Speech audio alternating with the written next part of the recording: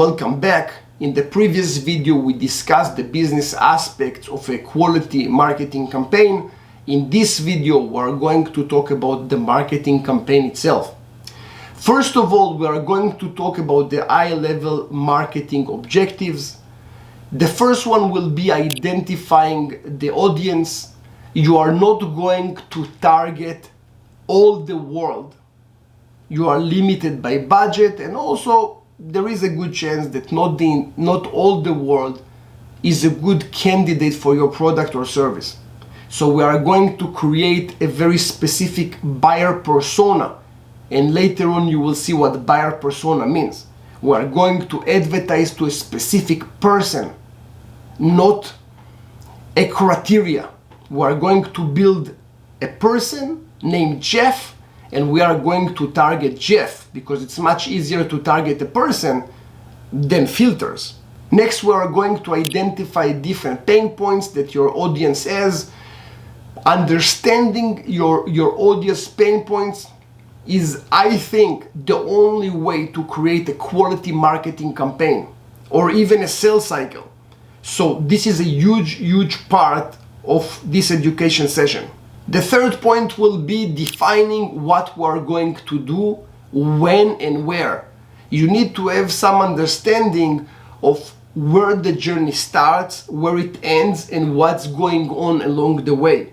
Of course, as I promised you, we're going to stay in the high level. I'm not going to drag and drop you into my project management system, but we are going to understand the different path that we are going to take on this journey. Next, we are going to understand what marketing assets we are going to target.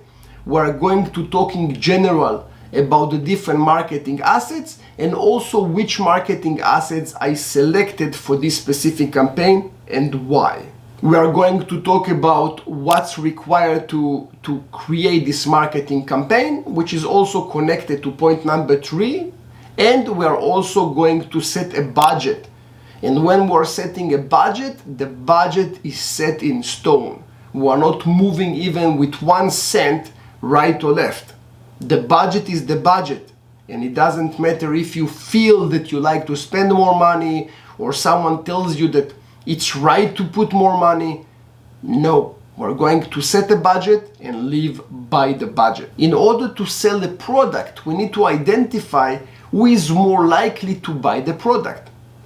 I understand that you are going to say any business owner can buy a business course or a Zoho course, but this is not right, because the money that I am going to spend into advertisement is limited, and I like to have the best chances of conversion. So I am going to target specific people in specific areas, in specific ages. So my marketing budget will be as efficient as possible. From my experience, I already know that males and females buying the courses the same way. It's about 50-50 anyway. So there is no reason for me to target just male or just females. In your case, it might be a different scenario. If, for example, you are selling cleaning equipment for boats, there is a good chance that your audience will be men, because men are more likely to treat their boats. So you will need to understand if male or females are buying your products.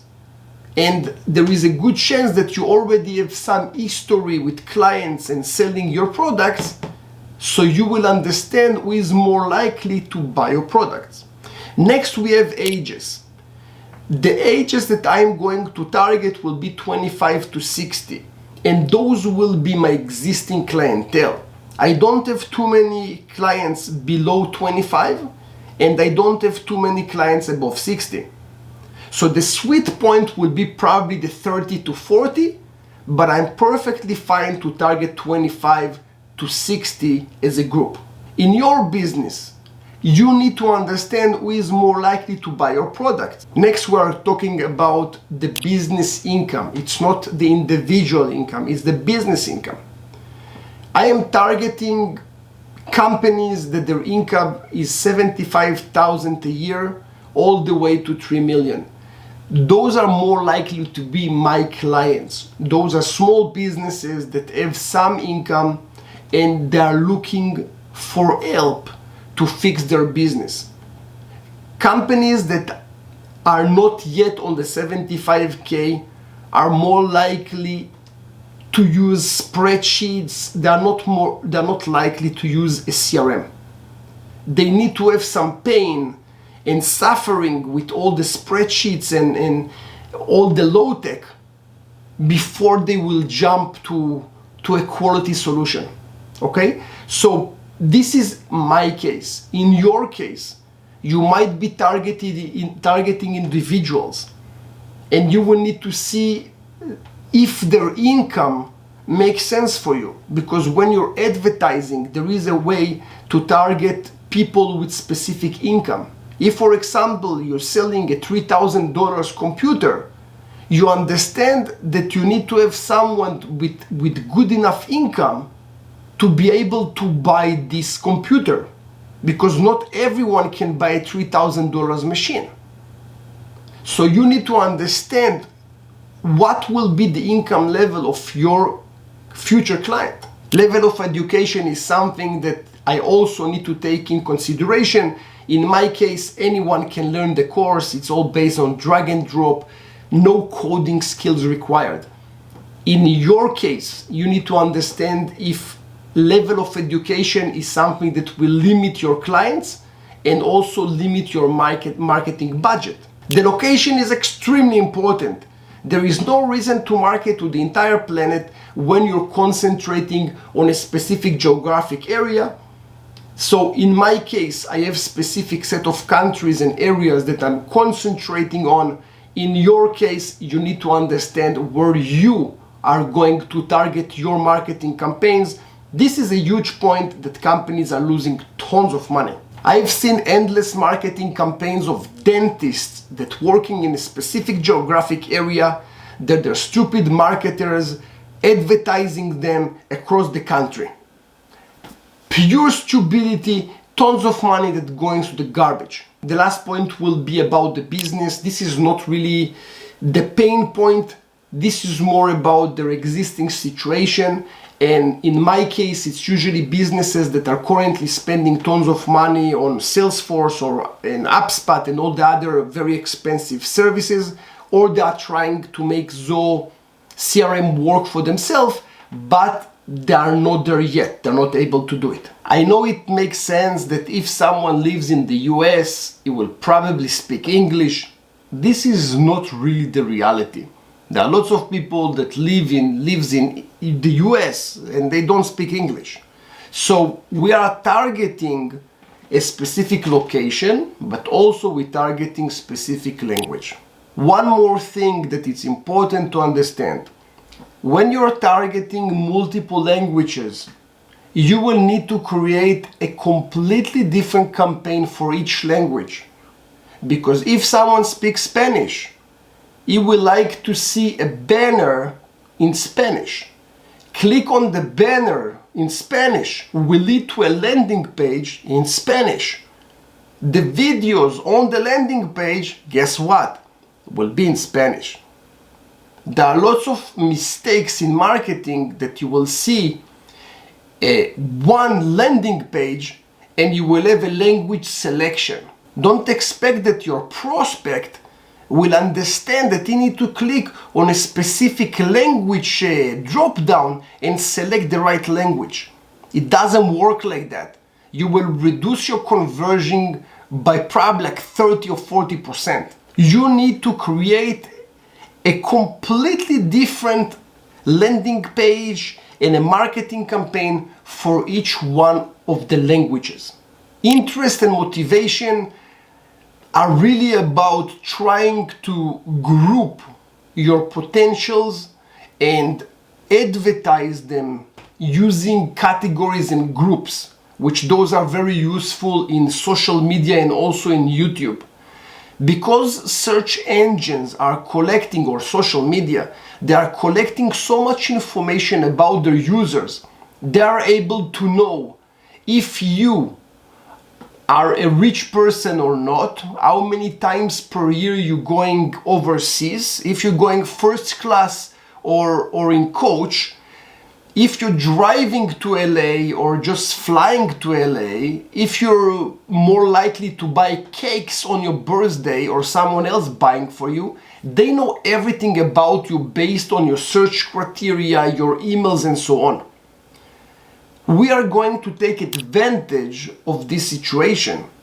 If we are going to understand what are the interests and motivation of a specific person, we are able to try and market to specific groups that your target audience is more likely to be there. The last point for me will be business success. If the business is losing or winning, winning business will be considered a business that is 10 years in the market, which is about 6% of the businesses out there.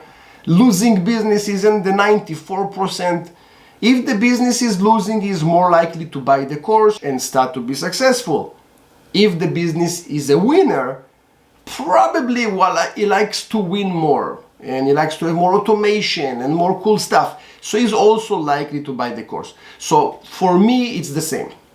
Now, in order to produce all the lists that I just showed you, it took my copywriter and myself about 3 months of work asking extremely difficult questions. We tried to analyze our existing clientele, the people that actually bought the course. We contacted some of them. We asked them what was their situation before they bought the course, what pain points they had, when they took the course, if they had any kind of obstacles, what was the situation after buying the course, if they completed the entire course. We asked tons of questions, and based on the answers that we received, we were able to design the future landing page that I will show you very soon. Now that we have all the answers, we know who we are going to target. We are going to target Jeff. Jeff is a male, lives in New York, is a business owner, working way too much. The return that he's getting is way too small. He knows that his business has lots of potential, but he is not able to reach to this promised land. He feels that he is dealing with all the minors instead of dealing with the majors because the business is just drowning him and pulling him down. He is dealing with too many repeated tasks that can absolutely be automated, but he is not able to do it. Jeff is losing control on his business. He has no idea if specific leads were contacted or not. If a lead is contacting him and he says, I want to buy, this is great, and he's able to service him. Any other situation, I need to talk to my wife, my business partner, I need to talk to my dog.